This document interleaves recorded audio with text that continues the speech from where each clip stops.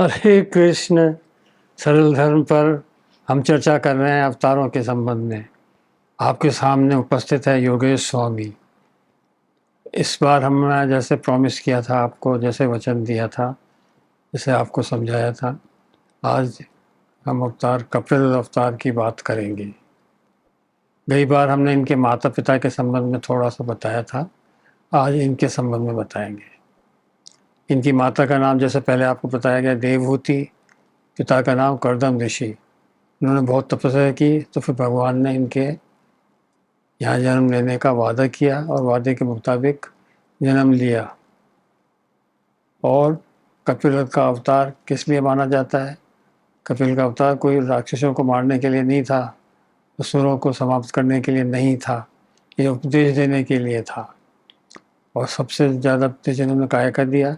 इन्होंने विशेष उपदेश दिया तत्वों के संबंध में, कितने तत्व हैं, तत्वों का ज्ञान दिया। उसके बाद अष्टांग योग और तीसरा भक्ति, तीनों ही चीज़ें इन्होंने समझाई हैं। और इनकी प्रथम शिष्या थी इनकी माता देवहूति। वो ऐसे पहले दिन के माता पिता के लड़कियां हुई, फिर उनसे वो शादी करके निवृत्त हो गए। फिर कर्दम ऋषि तपस्या करने चले गए, इनको अपनी पत्नी देवहूति को कपिल देव जी के हवाले करके। पहले ऐसे ही होता था भारत में, बचपन में स्त्री यानी बच्ची अपने पिता के संरक्षण में रहती थी, वही उसका संरक्षण होता था और उसका ध्यान रखता था, प्रोटेक्शन करता था। फिर बाद में शादी के बाद पति किसी वश ना रहे या कहीं चला जाए, जैसे ये कदम ऋषि चले गए थे तपस्या करने, तब फिर उसका बेटा उसका ध्यान रखता था। तो बेटा बड़ा होते ही कदम ऋषि तपस्या को चले गए। ऐसे बहुत लोग किया करते थे पहले, कोई अचरज की बात नहीं है। तो तपस्वी उधर चले गए, ये इन्होंने अपनी माता को प्रथम शिष्या बनाया और उन्हीं को सारा ज्ञान दिया। तीनों प्रकार का ज्ञान उन्हीं को दिया। सर्वप्रथम जगह थी बिंदुसर तीर्थ है, एक स्थान बिंदुसर तीर्थ, वहाँ इन्होंने माता को सारा ज्ञान दिया। प्रथम ज्ञान तो इनका तत्व का ज्ञान था। तत्व का ज्ञान क्या कि 5 महाभूतों के बारे में समझाया, 5 तन्मात्राओं में, 10 इंद्रियां, 4 अंतःकरण और काल और भगवान के बारे में समझाया। वैसे आप जानते हैं, लेकिन 5 महाभूतों के बारे में फिर सुन लीजिए। ये हैं आकाश, वायु, पृथ्वी, जल, अग्नि, ये 5 महाभूत कहलाते हैं। और इनके तन्मात्राएं हैं गंध, रस, रूप, स्पर्श और शब्द। और 10 इंद्रियां हैं। क्या क्या हैं? श्रोत्र, त्वचा, चक्षु, रसना, नासिका, वाक, पाणी, पाद, उपस्थ और वायु, ये इंद्रियां हैं। और 4 हैं अंतःकरण। अंतःकरण चतुष्टय बोलते हैं जिसको, मन, बुद्धि, चित्त और अहंकार। इसको एक चारों को मिलकर बनता है अंतःकरण। और 25वें तत्व को काल भी कहते हैं और भगवान भी कहते हैं। जब ये अंतःकरण के अंदर होते हैं तो अंतर्यामी भगवान कहलाते हैं और बाहर एक काल कहलाते हैं। काल प्रकृति और पुरुष दोनों के ऊपर है, ये विष्णु रूप भी कहलाते हैं। और फिर उसके बाद आता है आपके अष्टांग योग। अष्टांग योग वही है जो हम सब जानते हैं, वही यम, नियम, प्रत्याहार, समाधि, ध्यान, सब बातें हैं उसमें। फिर इसके बाद इन्होंने बात बताई है भक्ति की। इनकी भक्ति में विशेषता है, इनका कहना है भक्ति इन्होंने 4 प्रकार की बताई है। पहली भक्ति है इनके अनुसार तामसिक भक्ति। तामसिक भक्ति में किसी की हम अपने को इससे अलग मानते हैं, भेद मानते हैं इसमें और अपने आप में, और किसी की हिंसा के लिए हृदय में हमारी हिंसा होती है, अथवा कोई गलत काम करने के लिए भगवान की भक्ति करते हैं, तामस भक्ति कहलाती है। दूसरी होती है राजस भक्ति, अपनी इच्छा पूर्ति के लिए, कामना पूर्ति के लिए, विजय के लिए, ऐश्वर्य प्राप्ति के लिए जो पूजा की जाती है, भक्ति की जाती है, वो राजस भक्ति कहलाती है। इसके बाद एक सात्विक भक्ति होती है, बुद्धि से मेरे और भगवान में भेदभाव करता है, पूजन करना अपना कर्तव्य समझ के करता है, परंतु भगवान में और स्वयं में भेद रखता है। ये हुई सात्विक भक्ति। ये तीनों ही हमारे काम की नहीं है।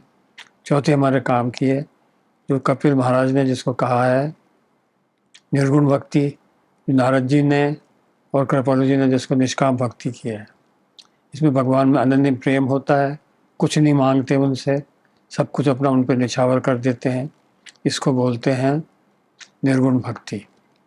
निर्गुण भक्ति सबसे ऊपर है और ऐसे भक्तों के लिए कपिल मुनि ने कहा है कि वे किसी भी प्रकार की मोक्ष नहीं चाहते। मोक्ष कई प्रकार की होती हैं, आपको फिर बता दें, आप जानते हैं वैसे। एक तो होती है सालोक के, इस मोक्ष में आप भगवान के लोक में चले जाते हैं। दूसरी होती है समृष्टि, भगवान जितना ऐश्वर्य मिल जाता है आपको। फिर होती है सारूप्य मुक्ति, भगवान जैसा स्वरूप मिल जाता है। फिर होती है सायुज मुक्ति, इसमें आप भगवान में मिल जाते हो, एकत्व हो जाता है, जिसको बोलते हैं ये भगवान में लीन हो गए, एक हो गए भगवान से। और एक मुक्ति होती है आपके सामीप्य, भगवान के पास रहना। भक्त इन सबको पांचों को ठोकर मारता है, कहता है मेरे को तो भगवान की सेवा चाहिए। यही सबसे बड़ी भक्ति है।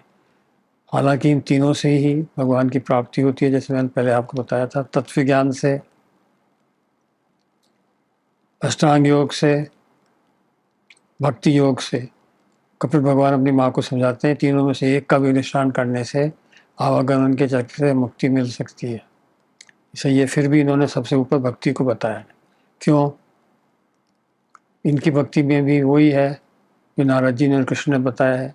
अपने सारे कर्मों को भगवान के अर्पण करते हैं, सब कुछ भगवान का मानते हैं, अपना कुछ नहीं मानते। भगवान को जो कर्म अर्पण कर देते हैं तो वो कर्म हमारे लिए फल जनक नहीं करते। उनका कर्म पन्ना, जैसे नारद जी ने भी कहा है, मिट जाता है। तो अर्पण करना, अपने आप को भगवान की शरण में जाना, सबसे बड़ी बात है कपिल देव की भक्ति की। कपिल देव जी ने अपनी माँ को ये सारी शिक्षा दी और इन्होंने माँ ने भी इनकी बात मानी और अपने योग की धारणा की, साधना की बहुत लंबे समय तक। और वो उनका धीरे धीरे जीव भाव समाप्त हो गया। वे अपने आप को अभिन्न मानने लगी ब्रह्म से, परमात्मा से, और उनके चेहरे पे जबरदस्त तेज आ गया। और अंत में उन्होंने कैसे शरीर छोड़ा? उनके शरीर का परिवर्तन हो गया, एक पानी बन गई, एक नदी बन गई। नदी बन के वहीं चली गई, शरीर गायब हो गया। ये उनके शरीर का परिवर्तन हुआ। इनकी भक्ति में विशेष बात क्या है, ज्ञान की बात क्या है? ये कहते हैं कपिल भगवान, आसक्ति ही सबकी जड़ है। आसक्ति अगर आप संसार में करोगे, शरीर में करोगे, तो आप आवागमन में फंसे रहोगे, एक के बाद एक जन्म लेते रहोगे। और वही आसक्ति अगर आपने भगवान में करी तो आपको भगवान की प्राप्ति हो जाएगी। मतलब आसक्ति है मन आपको जहाँ जाएगा, आसक्ति जहाँ जाएगी, वही आपको प्राप्ति होगी। भगवान में आसक्ति करके भगवान को प्राप्त कर सकते हैं और संसार में आसक्ति करके संसार में फंसे रह सकते हैं।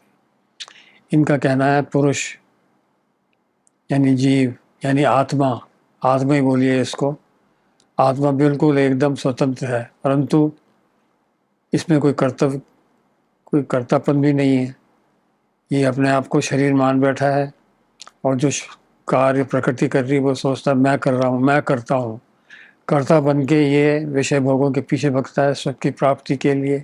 एक के बाद एक कामना बनाता है, उन कामनाओं को पाने के लिए कर्म फल में फंस जाता है। आसक्ति पूर्वक ये कामना बनाता है, इसी कर्म में भी आसक्ति होती है, फल में भी आसक्ति होती है, इसलिए ये फंसा हुआ है। ये चेतन पुरुष आत्मा और अपने आप को जड़ मानता है। जो कार्य प्रकृति के लिए सोचता है मैं कर रहा हूँ, इस मैं की वजह से ही ये फंसा हुआ है। इस मैंपन को इनकी माँ ने इनकी शिक्षा के द्वारा दूर किया और भगवत को प्राप्त किया। अब हम आपको जैसे पहले बताया था बताएंगे लंबी आयु कैसे प्राप्त करें, 100 साल से ज़्यादा जीवन कैसे प्राप्त करें। ये विद्या आपको मिलेगी उपनिषदों में। छांदोग्य उपनिषद है, उसमें ये आपको मिल जाएगी। मैं आपको बताता हूँ, गीता प्रेस गोरखपुर की किताब से उपनिषद अंक में ये छपा हुआ है। षोडश खंड है इसका, जब पुरुष को यज्ञ रूप में उपासना करते हैं पुरुष की। ये महिदास एक अत्रे एत्रे, इनकी माता तो थी दासी, पिता थे ब्राह्मण, तो इनको थोड़ा हेय दृष्टि से देखा जाता था। इन्होंने इस विद्या का एक तरह से, ये विद्या सबसे पहले इन्होंने अपने आजमाई अपने ऊपर।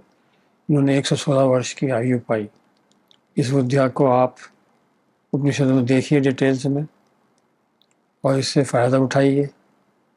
लंबे समय तक शरीर में रहिए ताकि आपको भगवत प्राप्ति हो जाए, इसी जन्म में, दूसरा जन्म ना लेना पड़े। इस विद्या का मैं एक नमूना आपको पेश कर देता हूँ। हमारे जीवन 3 यज्ञों में, 3 सवन में बटा हुआ बताया है इन्होंने। पहला 24 वर्ष का होता है प्रथम सवन, उसके बाद फिर दूसरा सवन होता है जो मध्यकालीन सवन कहलाता है। ये भी बहुत लंबा होता है। इसके बाद आखिरी सवन होता है 68 साल का। इसके क्षण भी दृष्टों पर 44 वर्ष है। 48 साल का आखिरी सवन है, प्रथम सवन 24 साल का, दूसरा सवन 44 साल का, फिर 48 साल का। अब जैसे मेरा आखिरी सवन चल रहा है, तो मैं क्या प्रार्थना करूँगा? मैं प्रार्थना करूँगा, हे प्राण रूप आदित्यगण, क्योंकि आदित्यगण इस सवन के मालिक हैं। हे प्राण रूप आदित्यगण, मेरे इस प्रीति सवन को आयु के साथ एकीभूत कर दो। एक स्वरूप मैं अपने आप को एक स्वरूप मानूंगा और उनको प्राण स्वरूप कहूँगा। आदित्यों को प्राण स्वरूप आप आदित्यों के बीच में नष्ट ना हो। इस विद्या को करने से मेरे सारे रोग मिटाते रहेंगे और लंबी आयु प्राप्त होगी। वही दास जी ने इसको प्राप्त किया, आप भी कर सकते हैं।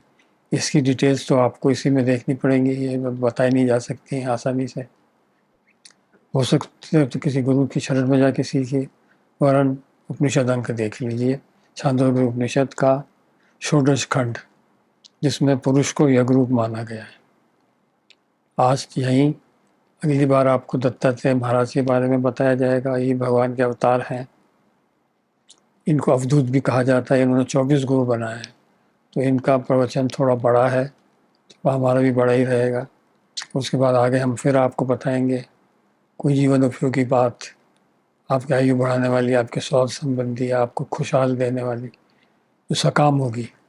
हमारे निष्काम और सकाम दोनों भाव एक साथ चल रहे हैं, तो इसमें हम यहीं विश्राम लेंगे। हरे कृष्ण कहेंगे आपसे और कहेंगे कपिल भगवान की जय, देवहूति माता की जय। हरे कृष्ण। राम राम राम हरे हरे, हरे कृष्ण कृष्ण कृष्ण हरे।